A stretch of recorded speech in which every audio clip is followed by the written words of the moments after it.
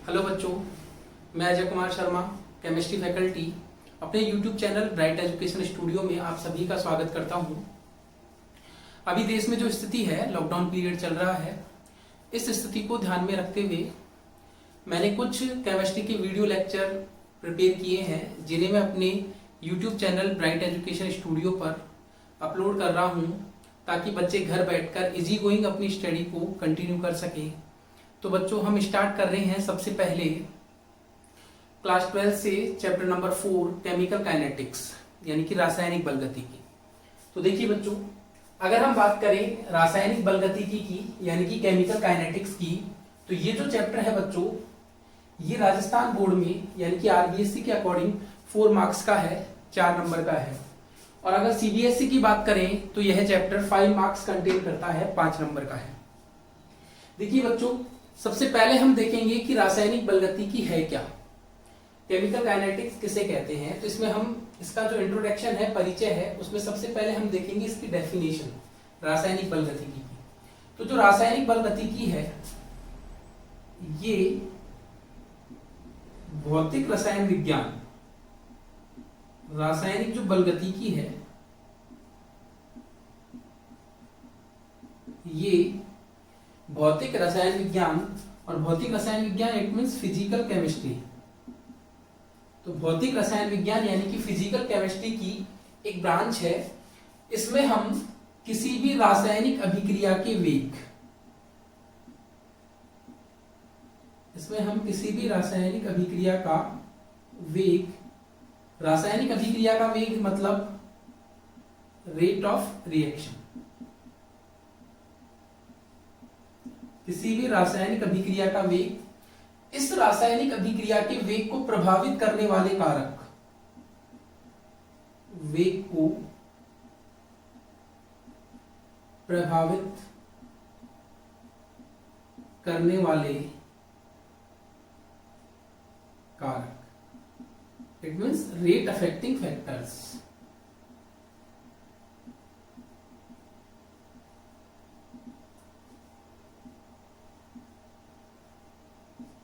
Rate affecting factors. अभी rate affecting factors क्या क्या हो सकते हैं? तो बच्चों, टेम्परेचर हो सकता है, ताप, प्रेशर हो सकता है, दाब, सांद्रता हो सकती है, कॉन्सेंट्रेशन, आयतन हो सकता है, वॉल्यूम, और कैटेलिस्ट यानी कि उत्प्रेरक हो सकता है। हालांकि इसके अलावा भी हो सकते हैं, जिन्हें हम चैप्टर में आगे देखेंगे। ये मेनली कुछ फैक्टर्स हैं जो कि रेट ऑफ रिएक्शन को यानी कि अभिक्रिया का वेग या अभिक्रिया की दर को प्रभावित करते हैं। इसके अलावा अभिक्रिया की क्रियाविधि, अभिक्रिया की क्रियाविधि, इट मीन्स मैकेनिज्म,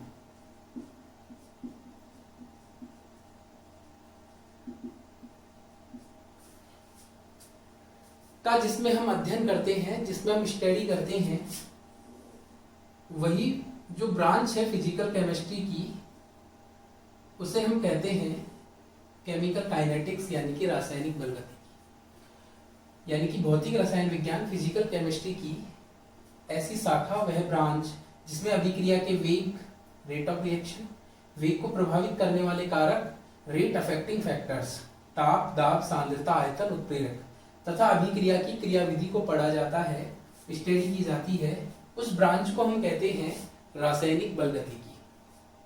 ये जो काइनेटिक वर्ड है, ये जो काइनेटिक वर्ड है बच्चों, यह ग्रीक भाषा के एक वर्ड काइनेसिस से लिया है। यानी कि जो काइनेटिक वर्ड आया है, ये ग्रीक लैंग्वेज का एक वर्ड है, काइनेसिस, वहां से लिया गया है। और काइनेसिस का मतलब होता है मूवमेंट। काइनेसिस का मतलब होता है मूवमेंट। अब मूवमेंट किसका? मूवमेंट होगा रिएक्टिंग पार्टिकल्स का। यानी कि ऐसे क्रियाकारी अणु जो आपस में अभिक्रिया करते हैं, वो जब एक दूसरे के पास आएंगे यानी कि मूवमेंट दिखाएंगे, तो उनके बीच में क्या होगी? अभिक्रिया होगी। और उसी के वेग को हम क्या किसमें देखते हैं? रासायनिक बलगतिकी में देखते हैं। फिर बात करते हैं रासायनिक अभिक्रिया के प्रकारों की। अब ये जो रासायनिक अभिक्रिया के प्रकार हैं इन्हें हम पढ़ रहे हैं केमिकल काइनेटिक्स में। तो रासायनिक अभिक्रियाएं केमिकल काइनेटिक्स में कितने तरह की हो सकती हैं, उसके लिए हमने दो आधार बनाए हैं। पहला आधार है अभिक्रिया वेग के आधार पर, यानी कि पहला हम बेस क्या ले रहे हैं, on the basis of rate of reaction. Rate of reaction के बेसिस पे हम जब देखते हैं कि केमिकल रिएक्शंस को कितने पार्ट्स में डिवाइड किया जा सकता है, तो हम इसे 3 टाइप्स में डिवाइड कर सकते हैं। कौन कौन से हैं? अत्यधिक तीव्र वेग से होने वाली अभिक्रियाएं, यानी कि इंस्टेंटेनियस रिएक्शन। दूसरी है बच्चों अत्यधिक धीमी गति से होने वाली अभिक्रियाएं, यानी कि एक्सट्रीमली स्लो रिएक्शन। और तीसरी है मध्यम वेग से होने वाली अभिक्रियाएं, मॉडरेटली स्लो रिएक्शन। तो ये 3 टाइप्स हैं। अब हम इन्हें एक एक करके देखते हैं। तो सबसे पहले हम ले रहे हैं अत्यधिक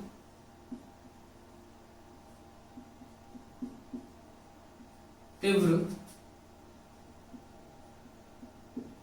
वेग से होने वाली अभिक्रिया, जिन्हें हम क्या कहते हैं, इंस्टेंटेनियस रिएक्शन। तो जैसा कि नाम से ही पता चल रहा है, अत्यधिक तीव्र वेग से होने वाली अभिक्रियाएं, अत्यधिक तीव्र वेग से होने वाली अभिक्रियाओं से मतलब है कि ऐसी अभिक्रियाएं जो बहुत ही तेजी से संपन्न होती हैं, जो बहुत ज्यादा फास्ट हैं, बहुत ही तेजी से जो अभिक्रियाएं संपन्न होती हैं वो इस कैटेगरी में रखी जाएंगी। It means very fast reaction. अब देखिए ये जो अभिक्रियाएं हैं बहुत तेजी से होती हैं, यानी कि सेकंड के भी कुछ पार्ट्स में ये रिएक्शन खत्म हो जाती हैं। और अगर मैं टाइम पीरियड की बात करूं तो 10 की पावर -16 टू 10 की पावर -14 सेकंड में ये रिएक्शंस खत्म हो जाती हैं। यानी कि 10 की घात -16 से 10 की घात -14 सेकंड में ये रिएक्शन कंप्लीट भी हो जाती है। अब इतना कम अगर टाइम लग रहा है तो ऐसी रिएक्शंस को हम ऑब्जर्व कैसे करेंगे, इन्हें हम प्रायोगिक रूप से कैसे इनका मापन करेंगे, क्योंकि पॉसिबल ही नहीं है। अगर इतना सेकंड के भी कुछ पार्ट्स में, सेकंड के भी बहुत कम पार्ट में अगर रिएक्शन खत्म हो रही है, तो इसीलिए ऐसी अभिक्रियाओं का प्रायोगिक मापन संभव नहीं है। ऐसी अभिक्रियाओं का प्रायोगिक मापन संभव नहीं है। इट मीन्स इन्हें प्रैक्टिकली मेजर नहीं किया जा सकता है, ऑब्जर्व नहीं किया जा सकता है। और जिन्हें हम प्रैक्टिकली ऑब्जर्व नहीं कर सकते हैं, उनको हम पढ़ भी नहीं सकते हैं। इसलिए केमिकल काइनेटिक्स में ऐसी रिएक्शंस को हम स्टडी नहीं करेंगे। तो प्रायोगिक मापन इनका संभव नहीं है और बहुत कम समय में हो जाती है, कुछ ही क्षणों में खत्म हो जाती है, पलक झपकने से भी पहले खत्म हो जाती है। इसीलिए इन अभिक्रियाओं को एक नाम और दिया गया है, तात्क्षणिक अभिक्रिया। तात्क्षणिक अभिक्रिया। दूसरी अगर हम बात करें तो ये जो रिएक्शंस हैं ये आयनों के बीच होती है। किसके बीच होती है? बिटवीन द आयंस, यानी कि आयनों के बीच ये अभिक्रिया होती है। एग्जाम्पल की अगर मैं बात करूं तो देखिएगा HCl प्लस NaOH। अब HCl यहां पर एसिड है, अम्ल है, और NaOH बेस है, इट मीन्स क्षार है। अगर हम बात करें HCl में तो इसमें एक H प्लस है और एक Cl माइनस है, यहाँ पर Na प्लस है और OH माइनस है।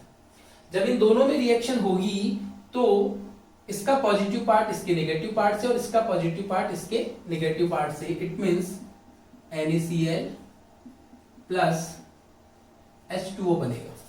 NaCl यहाँ पे क्या है? लवण है, यानी कि सॉल्ट है, और ये क्या है? वाटर, यानी कि जल है। तो ये बना लवण, सॉल्ट, और ये बना जल, वाटर। ऐसी अभिक्रियाएं जिनमें अम्ल और क्षार आपस में अभिक्रियाएं करते हैं और लवण तथा जल बनाते हैं, ऐसी अभिक्रियाओं को हम उदासीनीकरण अभिक्रिया कहते हैं। ऐसी अभिक्रियाओं को हम उदासीनीकरण अभिक्रिया कहते हैं। Neutralization reaction. Neutralization reaction. अब देखिए और एक एग्जांपल की बात करें तो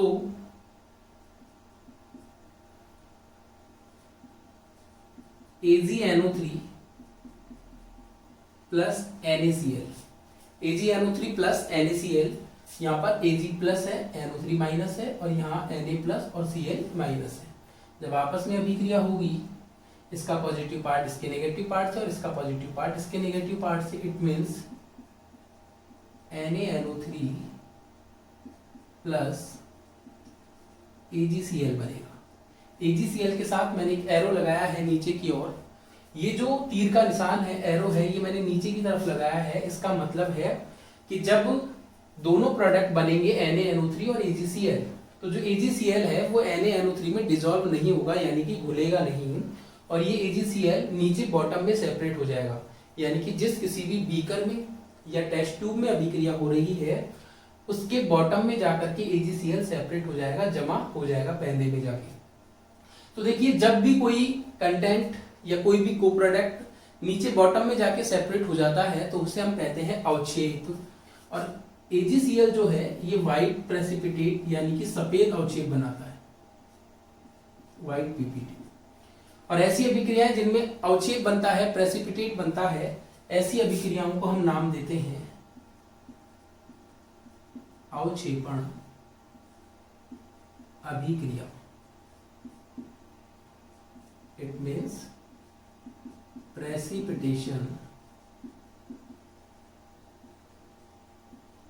reaction. It means precipitation reaction. अब देखिए, इसमें भी आयनों के बीच अभिक्रिया हो रही है, सेकंड एग्जांपल में भी आयनों के बीच अभिक्रिया हो रही है। तो ऐसी अभिक्रियाओं को, यानी कि अत्यधिक तीव्र वेग से होने वाली अभिक्रियाओं को आयनों के बीच होने के कारण ही एक नाम और दे दिया जाता है, आयनिक अभिक्रिया। तो इन्हें हम एक नाम और दे देते हैं, क्या? आयनिक अभिक्रिया। इंट्रोडक्शन में हमने देखा कि भौतिक रसायन विज्ञान की वह शाखा जिसमें हम अभिक्रिया के वेग और वेग को प्रभावित करने वाले कारक तथा अभिक्रिया की क्रियाविधि का अध्ययन करेंगे, वो शाखा कहलाएगी रासायनिक बल गतिकी, यानी कि केमिकल काइनेटिक्स। रासायनिक अभिक्रिया के प्रकार 3 हो सकते हैं अभिक्रिया वेग के आधार पर, 1, 2, 3। अब देखिएगा, पहला जो हम पढ़ रहे हैं, अत्यधिक तीव्र वेग से होने वाली अभिक्रियाएं। ऐसी अभिक्रियाएं जो बहुत तेजी से संपन्न होती हैं, यानी कि सेकंड के भी कुछ पार्ट्स में कंप्लीट हो जाती है। ऐसी अभिक्रियाओं को हम तात्क्षणिक अभिक्रिया कहते हैं। आयनों के बीच होती है, इसलिए आयनिक अभिक्रिया कहते हैं। बहुत तेजी से होने के कारण इनका प्रायोगिक रूप से मापन संभव नहीं है, यानी कि प्रैक्टिकली ऑब्जर्व नहीं कर सकते हैं। एग्जाम्पल्स होंगे उदासीनीकरण अभिक्रिया और एक अवक्षेपण अभिक्रिया। ठीक है, इसके बाद हम देखते हैं सेकेंड टाइप, अत्यधिक धीमी गति से होने वाली अभिक्रिया।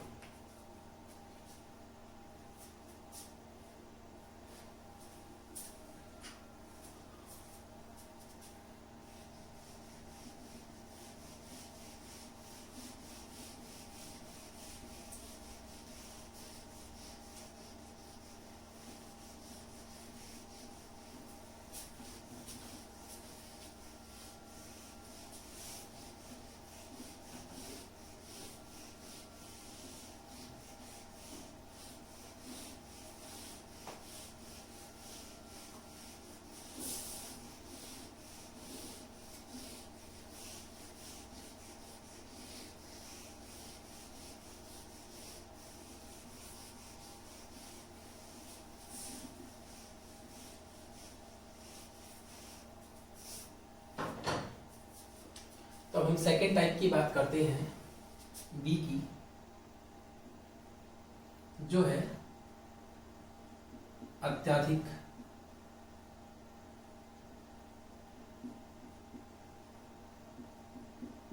धीमी गति से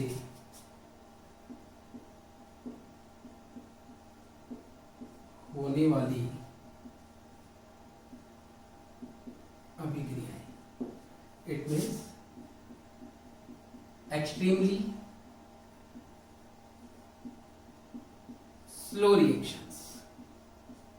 तो देखिए बच्चों, अत्यधिक धीमी गति से होने वाली अभिक्रियाएं यानी कि एक्सट्रीमली स्लो रिएक्शंस में, नाम से इसमें भी पता चल रहा है कि ऐसी अभिक्रियाएं जो बहुत ही धीमी गति से संपन्न होंगी, जो बहुत ही धीमी गति से संपन्न होंगी। इट मीन्स वेरी स्लो, बहुत ही धीमी गति से संपन्न हो रही हैं, यानी कि इनको खत्म होने में महीनों से वर्षों तक का समय लग जाता है। कंप्लीट इन मैनी मंथ्स और मैनी ईयर्स, महीनों से वर्षों तक का समय इनको खत्म होने में लग जाता है। अब ऐसी अभिक्रियाएं जो खत्म ही इतने लंबे टाइम पीरियड में हो रही हैं, तो ऐसी अभिक्रियाओं को भी हम प्रैक्टिकली ऑब्जर्व नहीं कर सकते हैं। कुल मिला के इनका भी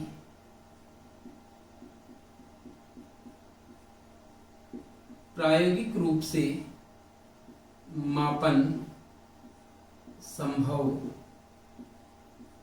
नहीं है। ठीक है, इनको खत्म होने में महीनों से वर्षों तक का समय लग जाता है, इसलिए इनको भी हम प्रैक्टिकली ऑब्जर्व नहीं कर सकते हैं, प्रैक्टिकली इन्हें भी मेजर नहीं किया जा सकता है। तो अब हम बात करते हैं कि इसमें किस तरह के एग्जाम्पल्स हो सकते हैं।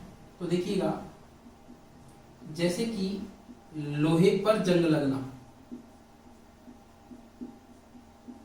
लोहे पर जो जंग लगने की प्रक्रिया है ये काफी लंबे समय पर होती है।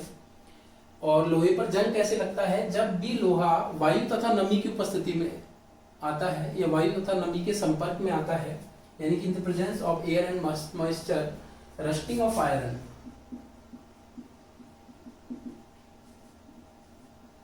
रस्टिंग ऑफ आयरन, लोहे पर जो जंग लगने की प्रक्रिया है वो अत्यधिक धीमी गति से होने वाली अभिक्रिया है। दूसरा मैं बात करूं हीरे का ग्रेफाइट में बदलना, हीरे का ग्रेफाइट में बदलना, यानी कि डायमंड चेंज इनटू ग्रेफाइट, ये भी एक लंबा प्रोसेस है, काफी लंबे समय में जाकर के अभिक्रिया खत्म होती है। और लास्ट एग्जांपल इसका देखते हैं हम, H2 व O2 की अभिक्रिया से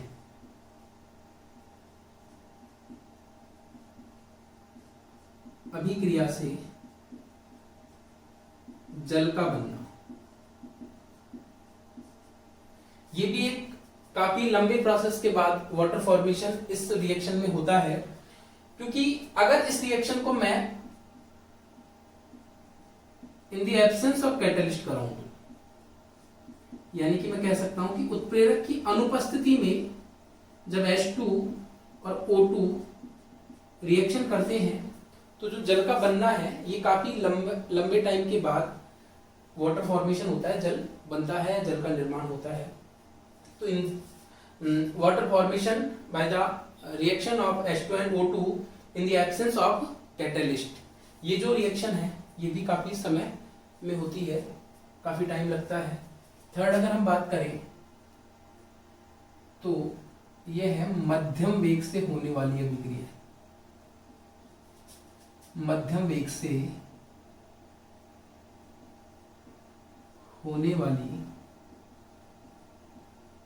अभिक्रिया, जिन्हें हम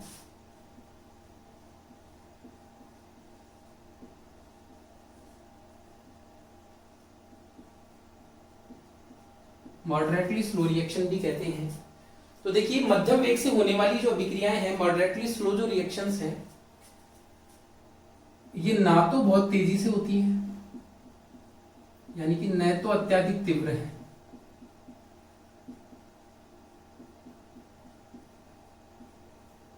और न ही अत्यधिक धीमी है, यानी कि ना तो फास्ट है और ना ही बहुत स्लो है। तो ये जो रिएक्शंस हैं ये हमेशा होती है बिटवीन द मॉलिक्यूल्स, यानी कि अणुओं के बीच में, इसीलिए हम इन्हें आणविक अभिक्रिया भी कहते हैं।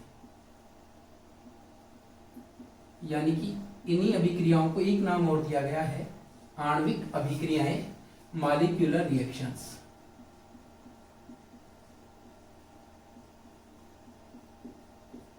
इन्हें हम आणविक अभिक्रियाएं, मॉलिक्यूलर रिएक्शंस कहते हैं, क्योंकि अणुओं के बीच में होती हैं, ना बहुत तेजी से हो रही है ना बहुत धीमी गति से हो रही है। इसलिए केमिकल काइनेटिक्स में, रासायनिक बलगतिकी में ऐसी अभिक्रियाओं को ही हम पढ़ते हैं, यानी कि इनका प्रायोगिक रूप से मापन संभव है। या मैं कहूं कि ऐसी अभिक्रियाओं के वेग को हम प्रायोगिक रूप से माप सकते हैं। इनका प्रायोगिक रूप से मापन संभव है।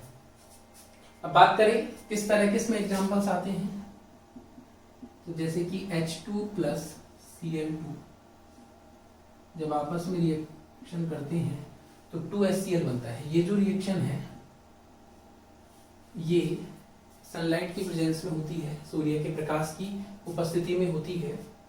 दूसरा अगर हम एग्जांपल बात करें तो N2 plus 3H2 it means 2NH3। ये जो रिएक्शन है यानी कि नाइट्रोजन और हाइड्रोजन गैस के आपस में अभिक्रिया करने से अमोनिया गैस का जो निर्माण होता है, ये रिएक्शन भी मध्यम वेग से होने वाली अभिक्रियाओं की कैटेगरी में आती है। थर्ड हम बात करें हाइड्रोलाइसिस ऑफ एस्टर यानी कि एस्टर का जल अपघटन, तो देखिएगा बच्चों CH3 C+O C2H5 plus H2। ये जो रिएक्शन है इसमें जो रिएक्टेंट है ये है एथिल एसीटेट। ये बच्चों इसका कॉमन नेम है, सामान्य नाम है। अगर हम बात करें इसके IUPAC नाम की तो इसका IUPAC नाम है एथिल। सबसे पहले ऑक्सीजन से जुड़े ग्रुप को लिखते हैं, ऑक्सीजन से जो भी चाहे कोई मेटल जुड़ा हुआ हो या फिर कोई भी हाइड्रोकार्बन रेडिकल जुड़ा हुआ हो, हाइड्रोकार्बन मूलक, तो सबसे पहले एथिल को लिखा और इसे हमेशा हाइड्रोकार्बन रेडिकल की फॉर्म में लिखेंगे एथिल। अगर नामकरण हम सामान्य कर रहे हैं तो हम इसे फॉर्म एसिड प्रोपियोन ब्यूटिल वेलर की फॉर्म में लिखेंगे। और अगर IUPAC नाम कर रहे हैं तो 2 कार्बन को हम एथेन और एस्टर के लिए OH अनुलग्न लगा के लिखेंगे एथिल एथेन OH। ये इसका IUPAC नाम है। जब इसका जल अपघटन होता है तो यहां बनते हैं अम्ल तथा एल्कोहल। तो ये बना एसिटिक एसिड। एसिटिक एसिड इसका कॉमन नेम है और एथेनोइक एसिड इसका IUPAC नेम। साथ में एल्कोहल बनता है C2H5OH एथिल एल्कोहल इसका कॉमन नेम है। और इसी का अगर IUPAC नेम की हम बात करें तो एथेनॉल इसका IUPAC नेम। तो बच्चों ये जो एस्टर का जल अपघटन हो रहा है, एस्टर के जल अपघटन पर हमेशा अम्ल तथा एल्कोहल बनते हैं। अब कैसा हमने एस्टर ले रखा है उसके बेसिस पे ही एसिड और एल्कोहल बनेगी। लास्ट इसका एक एग्जांपल और देख लेते हैं, इंपॉर्टेंट भी है।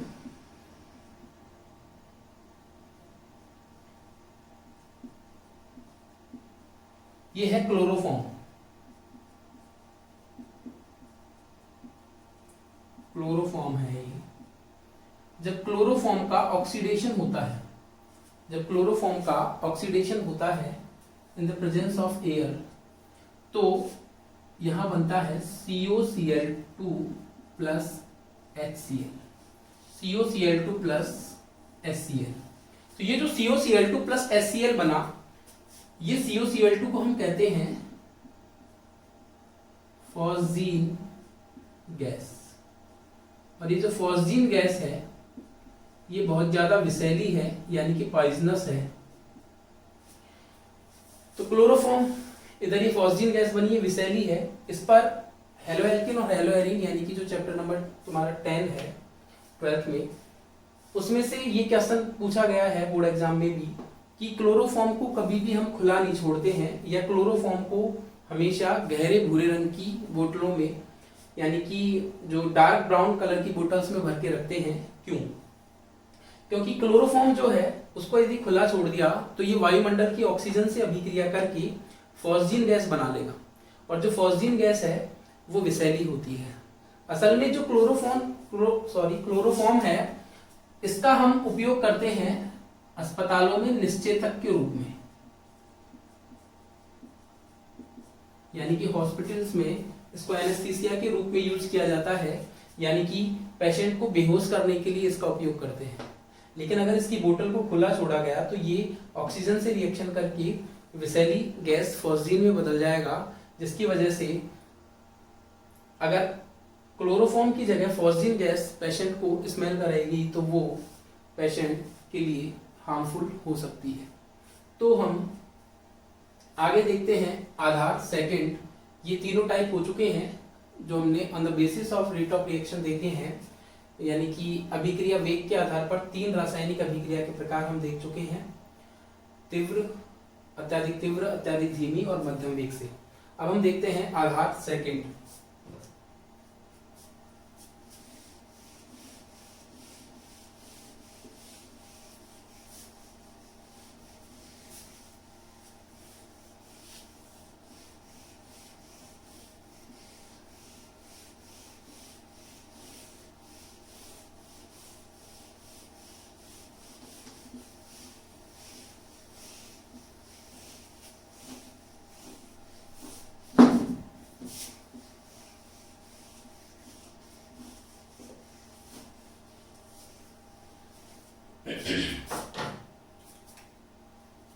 तो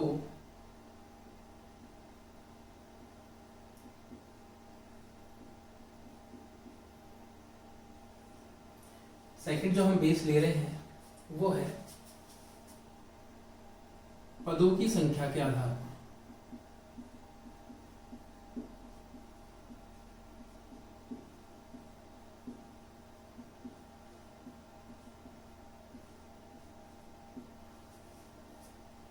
पदों की संख्या के आधार पर इट मीन्स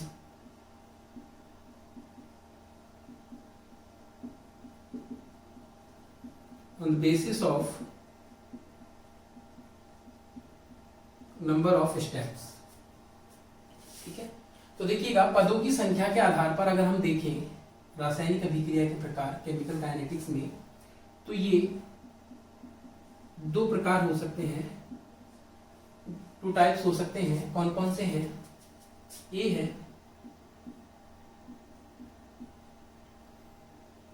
साधारण या सामान्य अभिक्रियाएं,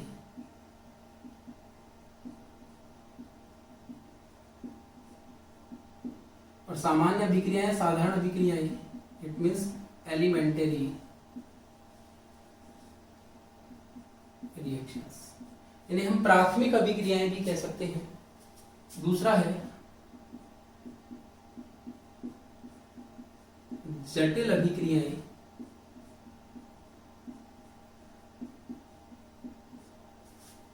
इन्हें हम कॉम्प्लेक्स रिएक्शन कहेंगे। तो एक है साधारण अभिक्रियाएं, दूसरा है जटिल अभिक्रियाएं। सबसे पहले हम बात करते हैं साधारण अभिक्रियाओं की।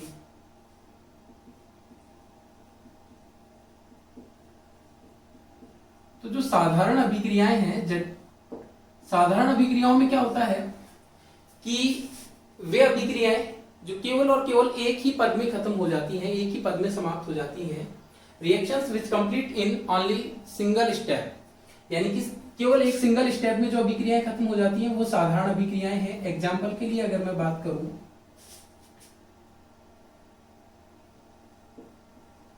केवल एक ही पद में समाप्त। ठीक है, अगर एग्जाम्पल के लिए बात करें तो वही H2 plus Cl2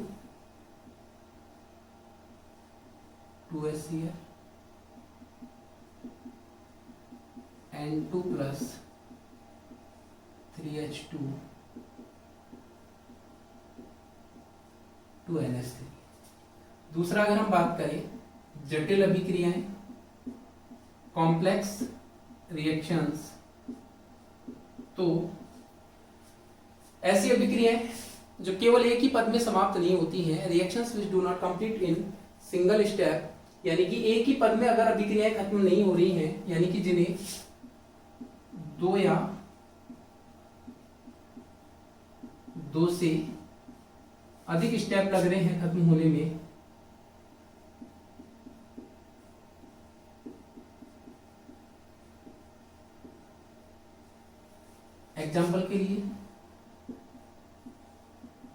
2N25 change into 4NO2 plus O2, यानी कि जब N25 NO2 और O2 में चेंज होता है तो अगर हम इस अभिक्रिया की मैकेनिज्म देखें, क्रिया विधि देखें,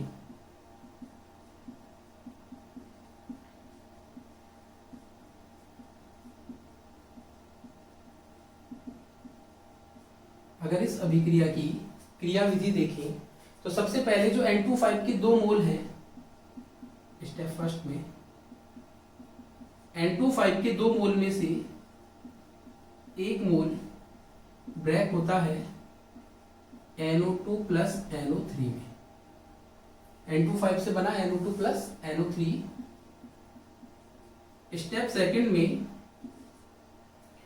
ये जो सेकंड एक और मोल बचा हुआ है, रिमेनिंग जो मोल है N25 का, इस एक मोल से ये NO3 रिएक्शन करेगा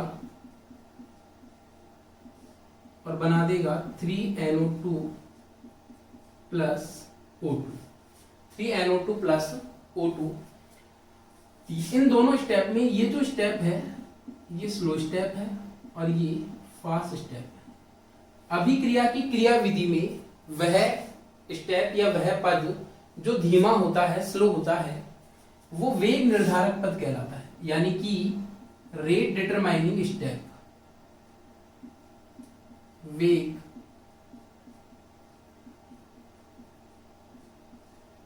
निर्धारक पद, यानी कि रेट डिटरमाइनिंग स्टेप कहलाता है।